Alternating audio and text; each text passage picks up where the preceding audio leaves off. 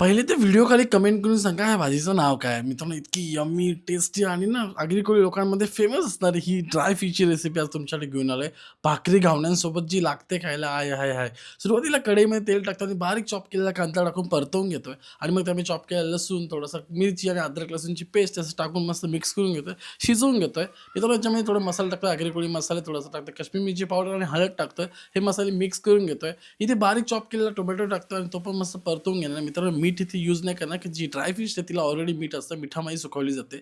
झाकण वगैरे ठेवून मस्त मसाला तयार करून घेतोय. आता पाणी ॲड करतोय आणि पाण्यामध्ये मसाला शिजवून घेतो. आपण इथे बटाटा टाकणार आहे. त्यामुळे थोडे बटाट्याला शिजवायचं आहे आणि देन आपल्याला ती फिश टाकायची आहे. त्या फिशला पहिले मी साफ करून घेतले. त्याच्यावरती ते वरती जे काय असतं ते साफ केल्यानंतर तिला स्वच्छ पाण्यात, गरम पाण्यात धुवून घेतले आणि देन याच्यामध्ये ॲड केलंय मित्रांनो. या फिशचं नाव आतापर्यंत गेस केलं असेल तर तुम्हाला सांगतो याला डोमेली किंवा डोमी बोलतात. बऱ्याच ठिकाणी वेगवेगळं नाव पण आमच्याकडे डोमेली बोलतात.